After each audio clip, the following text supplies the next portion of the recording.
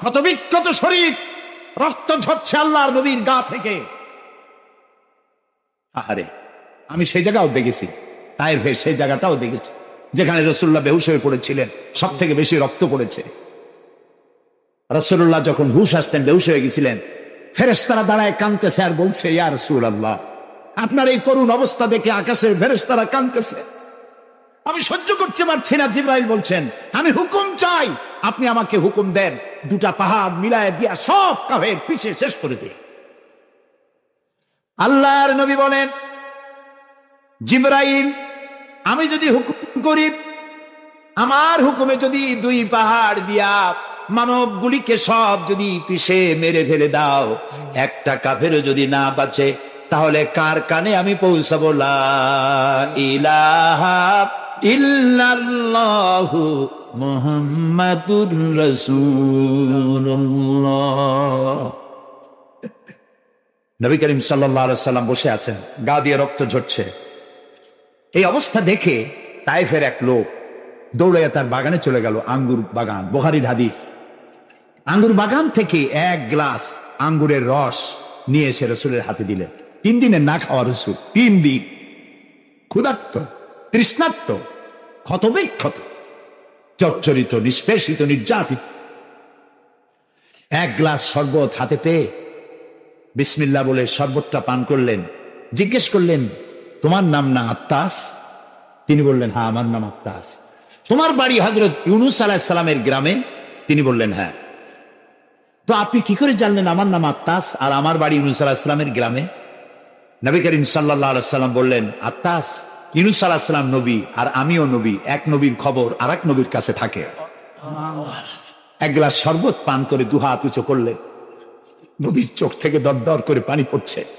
তিনি বলছেন, রব্বুল আলামিন, এই তায়েফবাসী ওরা বোঝে নাই যে আমি তোমার নবী, ওরা বুঝতে পারে নাই যে আমি তোমার রাসূল, ওরা না বুঝে আমাকে ক্ষতবিক্ষত করেছে। আল্লাহ, তুমি এর জন্য তায়েফবাসীদের উপরে গজব দিও না, তুমি শান্তি দাও, হেদায়েত দাও। দুনিয়ার সকল নবী কোন কোন ক্ষেত্রে অধৈর্য হয়েছেন, নবী করিম সাল্লাল্লাহু আলাইহি সাল্লাম কখনো অধৈর্য হন নাই। প্রিয় ভাই সব, সুলাইমান আলাইহিস সালাম রাষ্ট্র পেয়েছেন, পিঁপড়ার ভাষা বোঝেন। কার ভাষা? পিঁপড়ার রাজা আছে না, চেনেন পিঁপড়ার রাজা? মাঝে মধ্যে পরিচয় করে, পিঁপড়ার রাজা কারা? মাথাটা মোটা, পিঁপড়ার রাজা আমরাও বলি। পিঁপড়ার রাজাকে হাতে নিয়েছেন, ডান হাতে।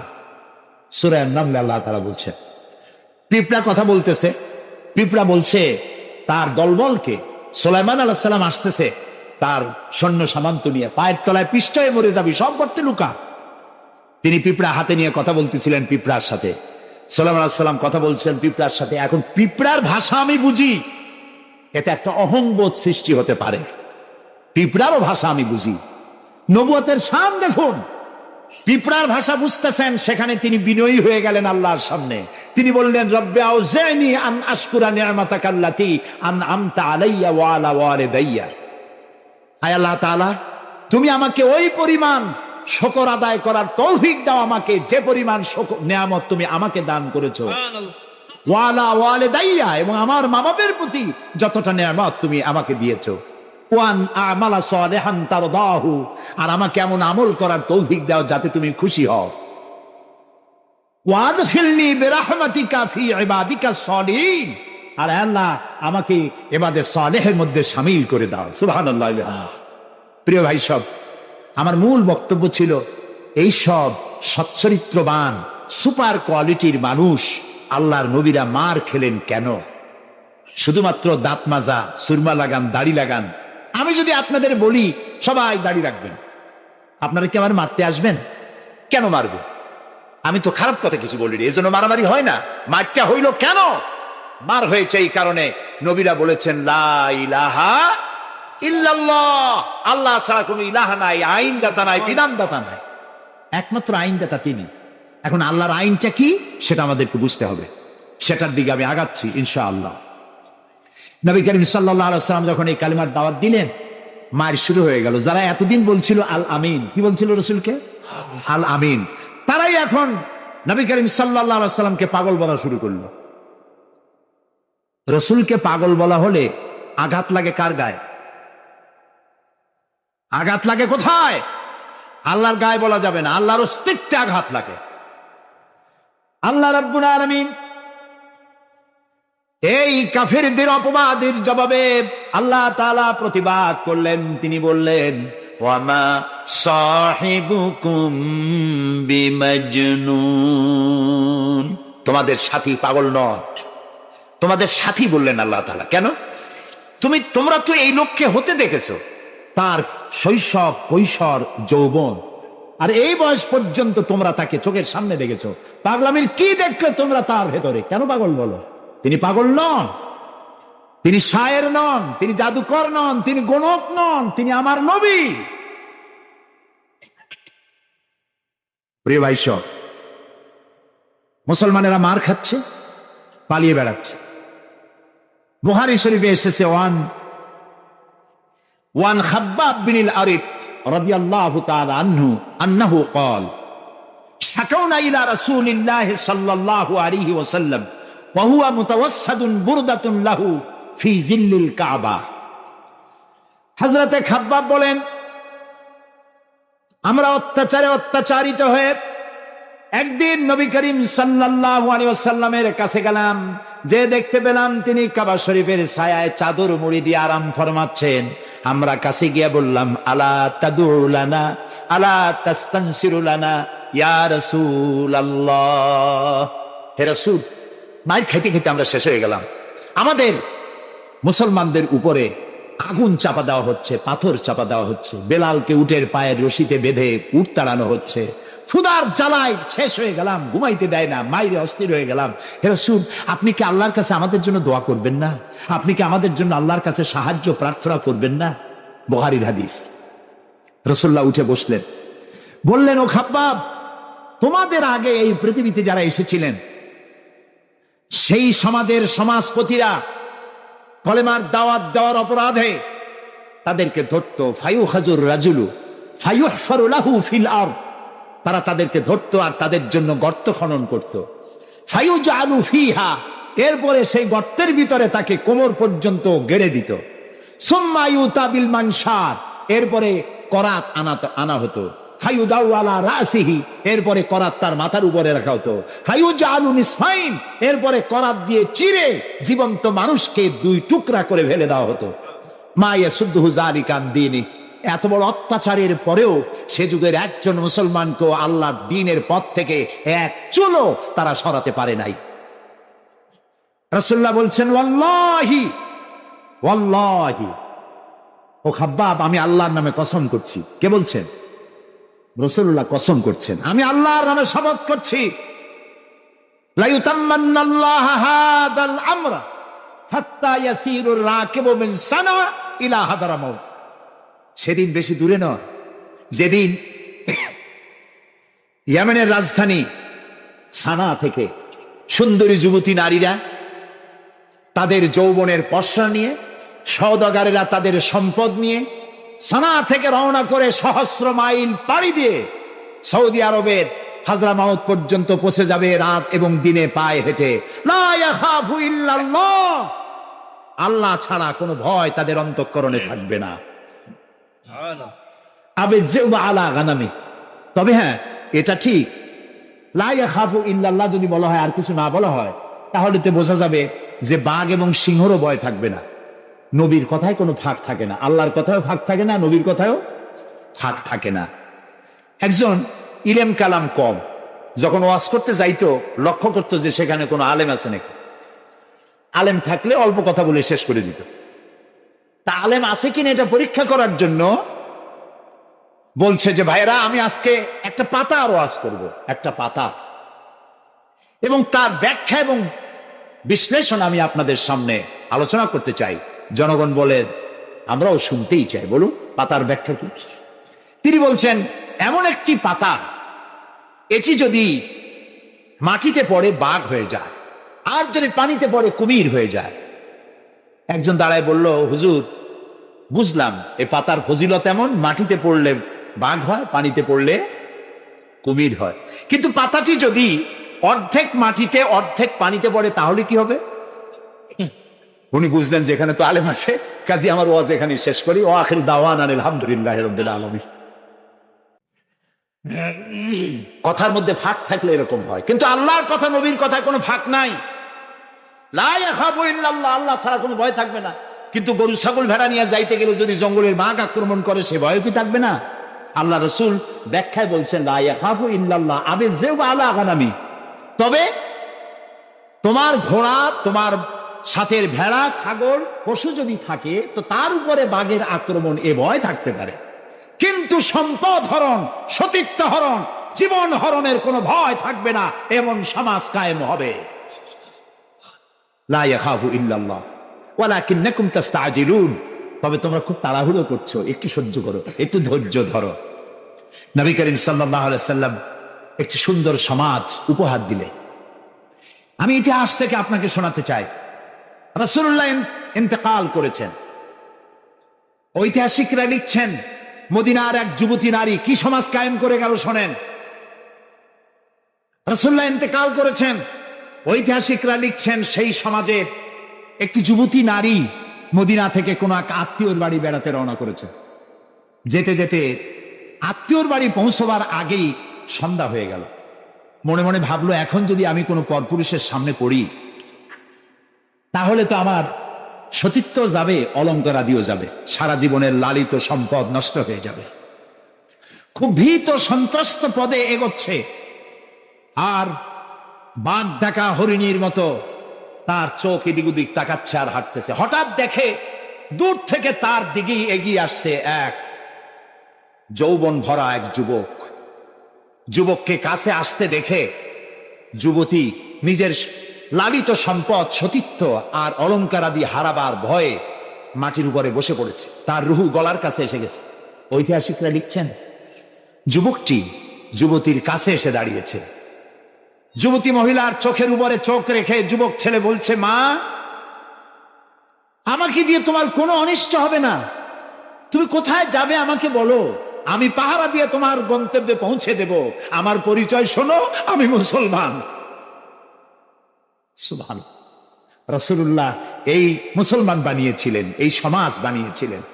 তাই আমি আফসোস করে বলি, মরা মানুষ জিন্দা হওয়ার কোন সুন্নত যদি থাকতো, আর একজন সাহাবী যদি আজ জিন্দা হতেন আর আমাদেরকে যদি দেখতেন, তাহলে চিৎকার দিয়ে বলতেন আল্লাহর কসম, রাসূলুল্লাহ দান্দার মোবারক শহীদ করে সাহাবীরা জীবন দিয়ে যে মুসলমান বানিয়ে রেখে গিয়েছিলেন, আল্লাহর কসম এগুলো সেই মুসলমান না। আমাদের চরিত্র এই পর্যায়ে পৌঁছে গেছে। রাসূলুল্লাহ সাল্লাল্লাহু আলাইহি ওয়াসাল্লাম ইসলাম দিয়ে মানুষকে একটি সুন্দর সমাজ দিয়েছেন। ইসলাম মানেই শান্তি। বলেন তো ইসলাম মানে কি? বলেন না, অর্থ কি? শান্তি। তবে শর্ত সাপেক্ষে, যারা আনুগত্য করবে তাদের জন্য শান্তি। আমরা একজন আর একজনের সঙ্গে দেখা হলে কি বলি? আসসালামু আলাইকুম। যারা প্রত্যেক দিন প্রতি মুহূর্তে একজন আর একজনকে সালাম দেয়, সেই জাতি কোনোদিন সন্ত্রাসী হতে পারে? সালামু আলাইকুম, আপনি বললেন ওয়ালাইকুম আসসালাম।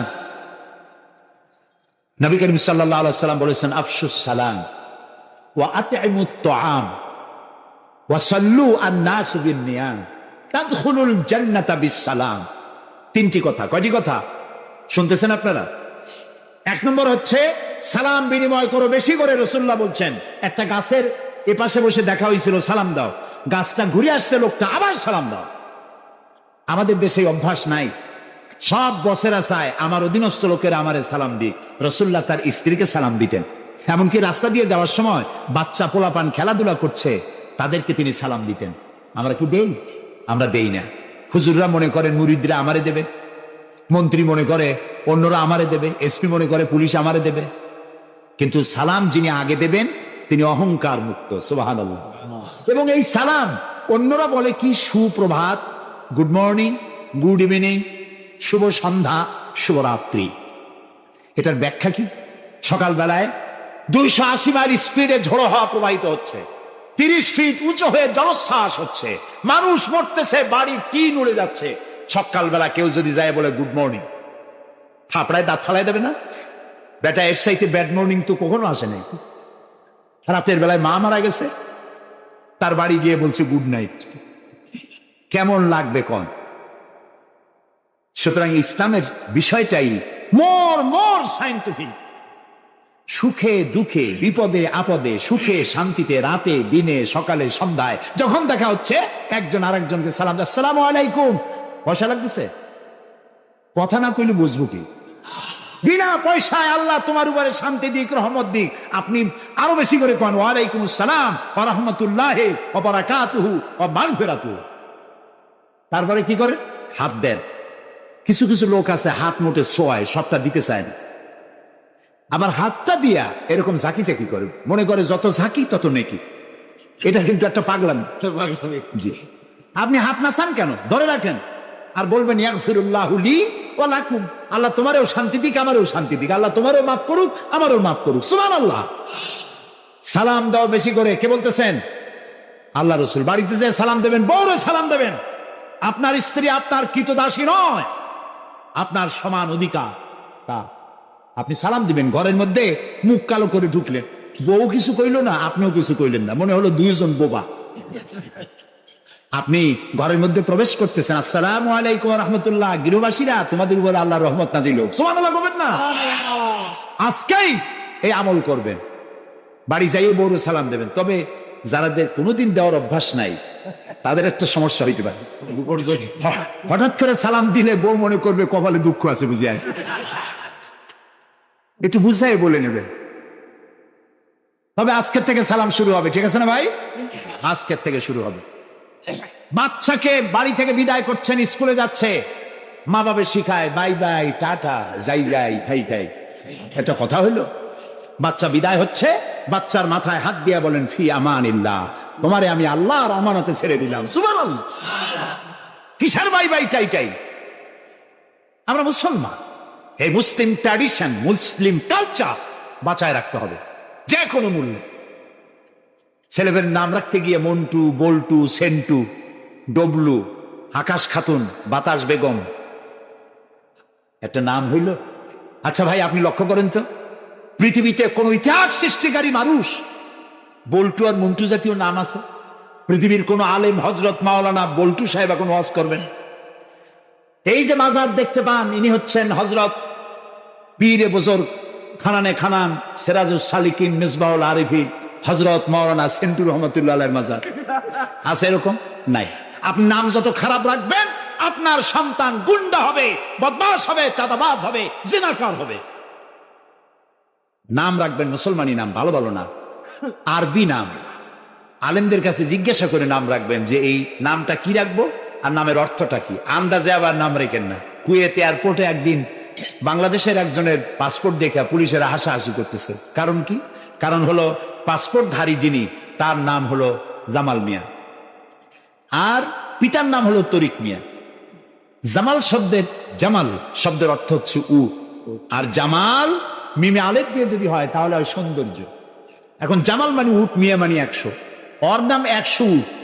আর তরিক মানে রাস্তা, মিয়া মানে 100, ওর নাম 100 উট আর ওর বাপের নাম 100 রাস্তা। 100 রাস্তার ছেলে 100 উট। তা খালি আরবি রাখলে তো হবে না, নামে আরবির অর্থ কি? অর্থবোধক। জি, অর্থবোধক নাম রাখতে হবে।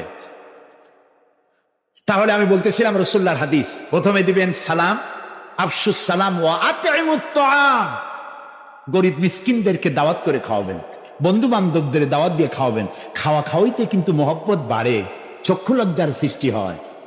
খালি অপরের পয়সা দিয়ে রিক্সায় চড়বেন, রিক্সায় 2 জন উঠলো, একজন নামে হেঁটে চলে গেল, একসাথে 2 জনে খাইলো, আর একজনে খেলাল করতে করতে বাইরে গেল, পয়সা উঠি।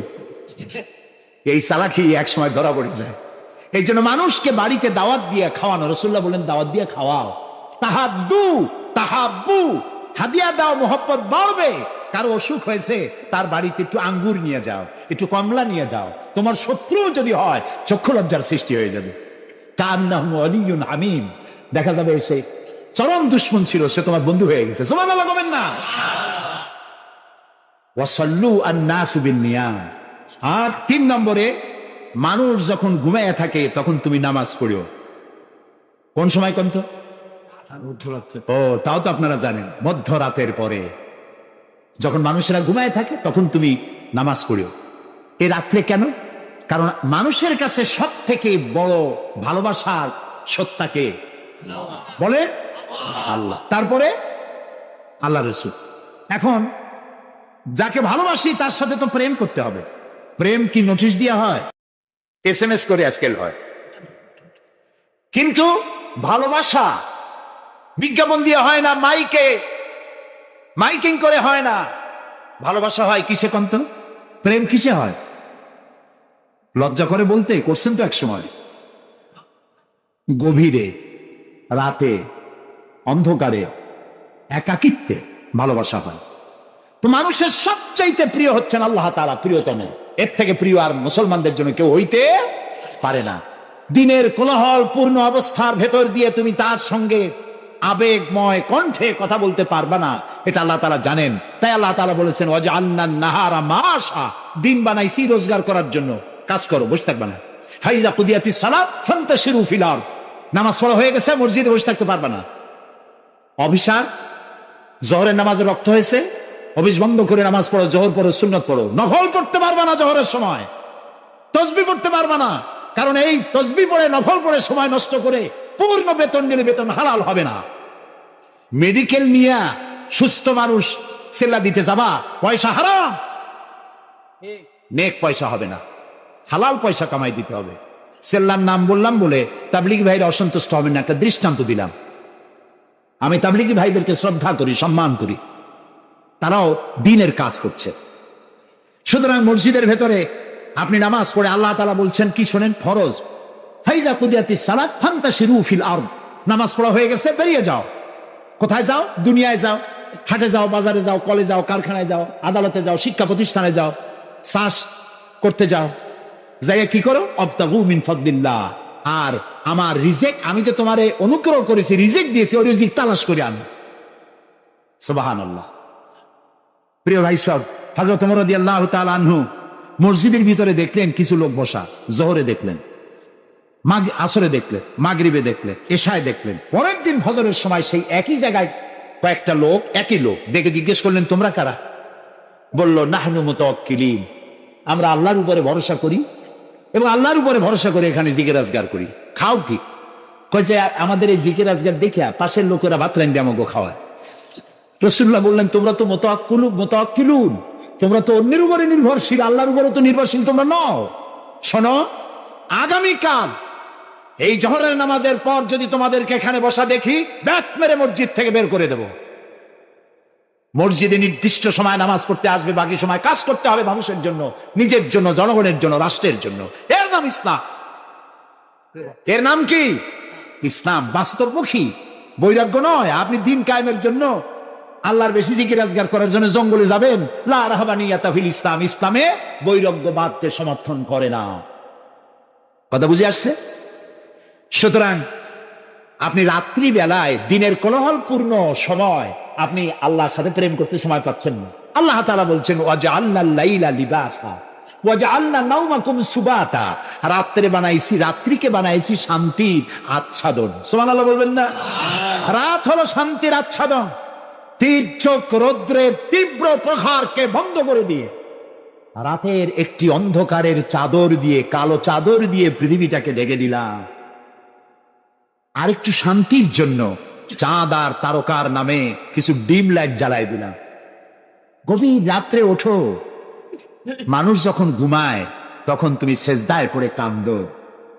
রাসূলুল্লাহ বলেছেন অনুশোচনা আর অনুতপ্তের এক ফোঁটা পানি নাকের অর্ধেক আসতে না আসতে আল্লাহ তাআলা ওই ক্রন্দনরত বান্দাকে মাফ করে। সুবহানাল্লাহ। এই তিনটি কাজ যে করবে, কয়টা কাজ? তিনটি। এই তিনটি কাজ যারা করবে তাদখুলুল জান্নাতা বিসসালাম, আখরাজাহু মুসলিম, মুসলিম শরীফের হাদিস। রাসূলুল্লাহ বলছেন এই তিনটে কাম করো, শান্তির সাথে জান্নাতে চলে যাবে। তাহলে যে জাতির জীবন ব্যবস্থার নাম কি? ইসলাম। আর আমাদের নাম মুসলমান। সব জায়গায় কিন্তু শান্তি, দেখা হইলে সালাম। আল্লাহর নাম কি? শান্তি। আর আল্লাহর এক নাম কি? সালাম আছেন আল্লাহর নাম, আল্লাহর নাম শান্তি। তারপরে নামাজ পড়ে শেষ করার পরই ডান দিকে বাম দিকে কি বলি? নামাজ পড়েও বলি আসসালামু আলাইকুম ওয়া রাহমাতুল্লাহ। জীবনের শেষ নামাজ কোনটা? জানাজা। তার শেষ কথা কি? আসসালামু আলাইকুম ওয়া রাহমাতুল্লাহ। এরপরে মুমিনদের লাস্ট ডেস্টিনেশন দারাকা দারুস সালাম, শেষ জায়গা কোথায়? জান্নাত। এই যাদের ধর্ম, এই যাদের দিন, এই যাদের জীবন ব্যবস্থা, সেখানে আল্লাহর আইন প্রতিষ্ঠার নামে বোমা মারা লাগবে? জবাব দেন। সন্ত্রাসী তৎপরতা করা লাগবে? কোন নবী, কোন রাসূল সন্ত্রাসী তৎপরতা চালিয়েছেন, মানুষ হত্যা করেছেন, এর কোন নজির আছে পৃথিবীতে? আছে? পৃথিবীতে নাই। আপনারা বলতে পারেন তাহলে রাসূলুল্লাহ যুদ্ধ করছিলেন কেন? নবী করিম সাল্লাল্লাহু আলাইহি ওয়াসাল্লাম যত যুদ্ধ করেছিলেন সব ছিল ডিফেন্সিভ, আত্মরক্ষামূলক। তিনি নিজে যুদ্ধ শুরু করেছেন, এর কোন নমুনা, একটি হাদিস পাওয়া যাবে না যে নবী করিম সাল্লাল্লাহু আলাইহি ওয়াসাল্লাম ক্ষমতা গ্রহণ করার পর সাহাবীদের রাতের বেলায় পাঠিয়ে দিয়েছেন, ওই গ্রাম আমার উপর ঈমান আনে নাই, বাড়ি শুদ্ধ জ্বালায় দাও, হত্যা করে বলেছেন? সুবহানাল্লাহ। বন্দীরা এসেছে, বন্দীদেরকে তিনি শর্ত করেছেন, বন্দীদের খাবার দিয়েছেন, থাকার দিয়েছেন, আর বলেছেন কোন বন্দী যদি একটা নিরক্ষর লোককে অক্ষর জ্ঞান সম্পন্ন করাতে পারে, স্বাক্ষর দিতে পারে, এই জ্ঞানটুকুন যদি দিতে পারে, এর বিনিময়ে তাকে মুক্তি দেওয়া হবে। আজকে আমেরিকা আমাদেরকে ভদ্রতা শিখায়, বন্দীদের সাথে তোমরা কি ব্যবহার করেছো? আল গারিব কয়েকখানায় কি অসভ্যর বর্বরতা তোমরা করেছো, পৃথিবীর ইতিহাসকে ম্লান করে দিয়েছো, সভ্যতার মুখে কালিমা লেপন করেছো। আল গারিব কয়েকখানার তারা কি করেছে আমি ভাষা দিয়া ভদ্রলোকের সামনে তা উচ্চারণ করতে পারবো না।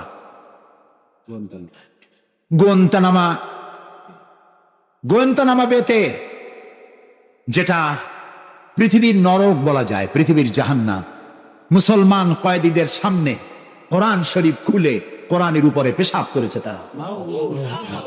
একজন মুসলমান হাত পা বান্ধা, তার সামনে কোরআনে পেশাব করলে তার অবস্থাটা কি হয়? সে তো আত্মহত্যা করতে চায়, তখন আমার জীবন চলে যা, কোরআনের অমর্যাদা তো সহ্য করা যায় না। তোমরা তাই করেছো। তোমরা ইরাকে 70 বছরের বৃদ্ধা নারীকে দুই পার দুই হাতের উপরে ভর করে গাধার মতো বানাইয়া তার পিঠের উপরে তোমরা চড়ে বাজারে বাজারে ঘুরেছো। তোমরা সেই জাতি, তোমরা নারীত্বের অমর্যাদা করেছো, মনুষ্যত্বের অমর্যাদা করেছো। বাংলাদেশকে গণতন্ত্র শিক্ষা দেওয়ার জন্য তোমাদের আসার কোনো জরুরত নাই। গণতন্ত্র আমাদের কাছ থেকে শিখে যাও, সভ্যতা ভদ্রতা আমার দেশ থেকে শিখে যাও। তোমরা সাম্প্রদায়িক সম্প্রীতির কথা বলো, আমার দেশ থেকে শেখো। আমার দেশের হিন্দুরা রোজার মাসে মসজিদের পাশে যত মণ্ডপ ছিল, মাগরিবের আজানের সময় কেউ ঢোল বাজায় নাই, মাইক বাজায় নাই, ঠিক না? আমার দেশের মুসলমানেরা তাদের সারা দিন রোজা রেখে তাদের গান বাজনা চিৎকারে কান অস্থির হয়েছে, কিন্তু কেউ যে বলে নাই যে ঢোল বাজাইতে পারবা না, গান গাইতে পারবা না, বলেছে কেউ? সাম্প্রদায়িক সম্প্রীতি এখানে তোমরা খুঁজে বেড়াও যেখানে সম্প্রীতি নাই। কোথায় সাম্প্রদায়িক সম্প্রীতি নাই? সব জায়গায় সাম্প্রদায়িক সম্প্রীতি। সব থেকে পৃথিবীর মধ্যে বাংলাদেশে সাম্প্রদায়িক সম্প্রীতি সব থেকে বেশি। দেশের বদনাম বিদেশে গিয়ে এত বলে মানুষ, চিন্তা করতেও কষ্ট হয়। এখন ধোঁয়া তুলেছে দ্রব্য মূল্যের জ্বালায় বাংলাদেশ নাকি শেষ। আচ্ছা ভাইরা, দ্রব্য মূল্য পৃথিবীতে কোথায় না বেড়েছে? তবে আমাকে বলতে হবে, দ্রব্য মূল্যের বাড়ক কারণে বরিশালে না খাইয়া মরছে কয়জন? আমি আপনার কাছে হিসাব চাই, বলেন। মরেছে একজনও? বাংলাদেশে মরছে একজনও? দ্রব্য মূল্য বাড়তে পারে, কিন্তু ক্রয় ক্ষমতাও তো বেড়েছে মানুষের, আলহামদুলিল্লাহ বলেন। আমি তো সেদিন আমার পিরোজপুরে দেখলাম এক রিক্সাওয়ালা, তার বাড়িতে শামিয়ানা টানানো। আমি জিজ্ঞেস করলাম এই বাড়িতে কি বিয়ে নাকি? বললো যে একটা রিক্সাওয়ালা অমুক, তারা চিনলাম, তার বাড়িতে বিয়া। সে বিবাহের জন্য পাড়েরহাট বাজার থেকে ডেকোরেটর থেকে চেয়ার ভাড়া করে এনেছে, শামিয়ানা এনেছে, সেজন্য ধার কর্য করতে হয়নি, সে পয়সা পেয়েছে, তার কাছে পয়সা আছে। বিজিডি, বিজিএফ, তারপরে বৃদ্ধ ভাতা, বয়স্ক ভাতা, এরপরে মুক্তিযোদ্ধা ভাতা, উপবৃত্তি, টিআর, কাবিখা, বিভিন্ন রকমের বিভিন্ন পদ্ধতিতে মানুষের দুয়ারে ক্রয় ক্ষমতার জন্য সরকার টাকা পৌঁছে দিয়েছে। যদি 4-5 বছর আগে সে কত পাইতো আর এখন কত পায়? সেটাই কথা। 1 টাকা যখন চাউলের সেট ছিল তখন মানুষ না খেয়ে মরতো, এখন 20-22 টাকা তা তো না খেয়ে মরছে না। আলহামদুলিল্লাহ বলে, আলহামদুলিল্লাহ বলে। সুতরাং এই সব বাজে কথা বলে মানুষকে বিভ্রান্ত করার কোনো সুযোগ নাই। যাক, এটা আমার পয়েন্ট না। আমার পয়েন্ট ছিল আল্লাহর আইন প্রতিষ্ঠার জন্য বোমা মারা, সন্ত্রাসী তৎপরতার কোনো সুযোগ নাই। আজকে যারা বোমা মারতেছে, এই যে জালকাঠি মারলো না, কয়জন মারছে? 2 জন। যেটা মারলো এইখানে বসে তারে পুলিশে ইন্ট্রোগেশন করতেছিল, ইন্টারোগেট করার সময় তার জিজ্ঞেস করলো তুমি মারলা কেন? কয় যে আমি আল্লাহর আইন প্রতিষ্ঠা করতে চাই, সে আল্লাহর আইনের বিরুদ্ধে অবস্থান নিয়েছে, বিচার করে, সেই জন্য তারে মারছি। আচ্ছা, বিচারকরা কি আইন তৈরি করে? জবাব না দিলে বুঝবো কি আমি? আপনারা সবাই শিক্ষিত, সিটি কর্পোরেশনের লোক, জবাব দিবেন ঠাস ঠাস করে পুলিশের মতো। বিচারকরা আইন বানায়, তৈরি করা আইনের উপরে তারা ডিসিশন দেন। এই যে আইনজীবী দুজন দুই পাশে আমার বসে আছে, ওনারা যে পার্লামেন্টের মেম্বার,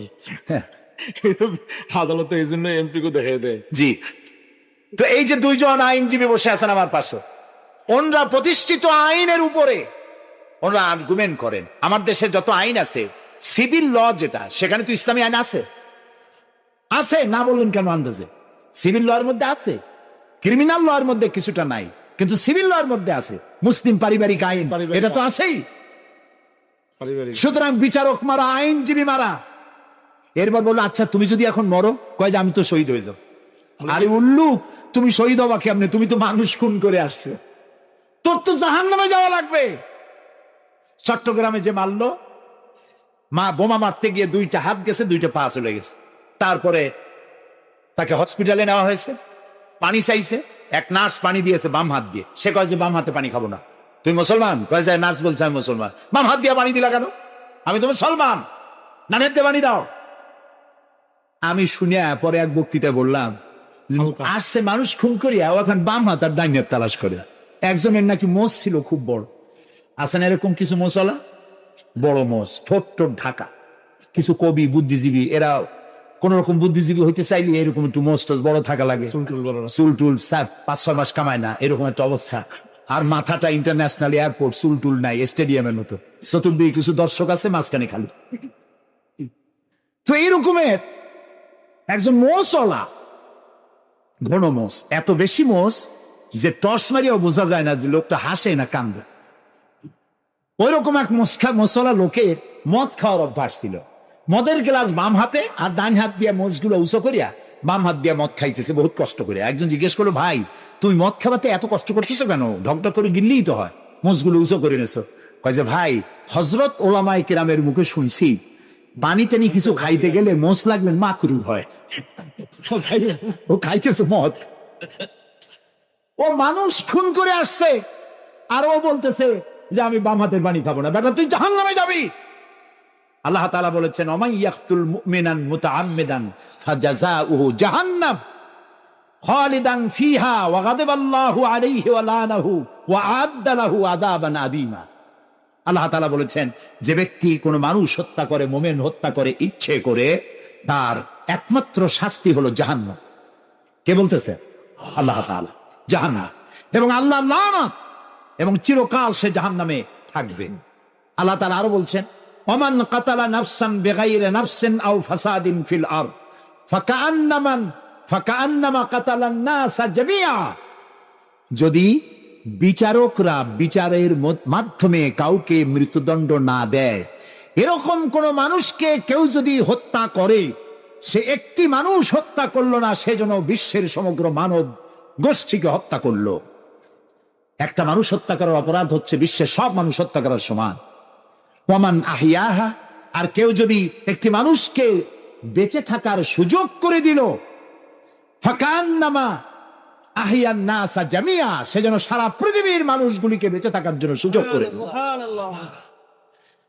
যারা মানুষ হত্যা করে তাদের শাস্তি কি? আল্লাহ তাআলা বলছেন, ইন্নামা জাযাউল লাযিনা ইউহারিবুনাল্লাহা ওয়া রাসূলাহু ওয়া ইয়াসআউনা ফিল আরদি ফাসাদান। যারা আল্লাহর এই জমিনে বিপর্যয় সৃষ্টি করতে চায়, সন্ত্রাস সৃষ্টি করতে চায়, তাদের জন্য 4 প্রকার শাস্তি। কয় প্রকার শাস্তি? কে বলতেছে?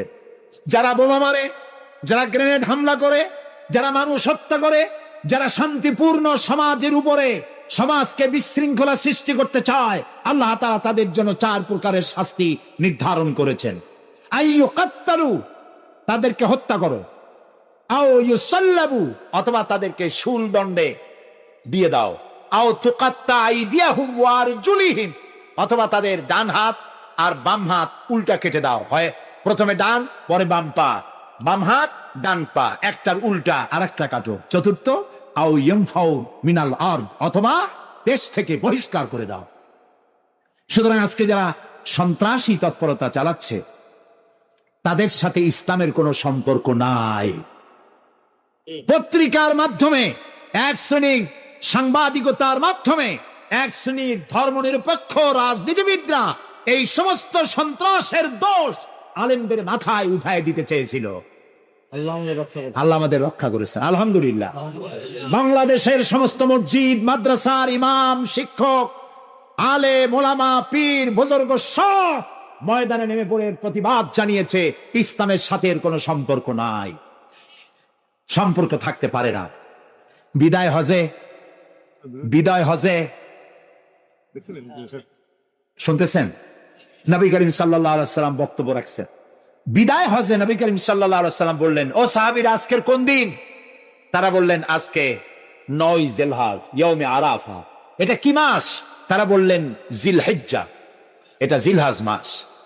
যে ঘর তোমরা তওয়াফ করো, এই ঘরটা কার? সাহাবীরা বললেন, এটা আল্লাহর ঘর। নবী করিম সাল্লাল্লাহু আলাইহি ওয়াসাল্লাম বললেন, আজকের দিন, আরাফাতের দিন যেমন পবিত্র, আজকের মাস যেমন পবিত্র, আল্লাহর ঘর যেমন পবিত্র, তোমাদের একের রক্ত আরেকজনের কাছে সেই রকম পবিত্র। সুবহানাল্লাহ বলেন। রাসূলুল্লাহ বলছেন, একটি মানুষ হত্যা করা কত বড় অপরাধ শোনো। গোটা বিশ্ব ধ্বংস হয়ে যাওয়া আল্লাহর কাছে সহজ, একটা মানুষ হত্যা করা এর থেকে বেশি কঠিন আল্লাহর কাছে। এবং কিয়ামতের দিন আল্লাহ সর্বপ্রথম হত্যার বিচার করবেন। কাবিল আর হাবিলের বিচার দিয়া রক্তের বিচার শুরু হবে সর্বপ্রথম। সুতরাং হত্যা করা সন্ত্রাসবাদীদেরকে আপনারা ধরিয়ে দেবেন। জেএমবি নামে, জেহাদের নামে যারা কলঙ্ক সৃষ্টি করেছে ইসলামে, তাদের ব্যাপারে কোনো ছাড় দেওয়া যাবে না। সুইসাইড করা, এইভাবে আত্মঘাতী বোমা ছেড়ে দিয়ে যারা মৃত্যুবরণ করে, তাদের ব্যাপারে আল্লাহ তাআলা বলেছেন, ওয়ালা তাকতুলু আনফুসাকুম, তোমরা আত্মহত্যা করো না। আত্মহত্যা করা হারাম। আত্মহত্যা করা কি? আত্মহত্যাকারীদের জানাজা নাই, গোসল নাই, কাফন নাই, জানাজা নাই। আত্মহত্যা যারা করবে, কিয়ামতের দিন আল্লাহর জান্নাত হারাম, চিরকাল জাহান্নামে থাকতে হবে। অস্ত্র দিয়ে আত্মহত্যা করবে, সেই অস্ত্র দিয়ে নাকি বিচার হবে? জি, যে অস্ত্র দিয়ে আত্মহত্যা, আপনি তো হাদিসও জানেন। রাসূলুল্লাহ বলেছেন যেটা দিয়ে সে নিজেকে হত্যা করবে, ওই অস্ত্র দিয়ে তাকেও সে নিজেকে ওইটা দিয়ে আত্মহত্যা করতেই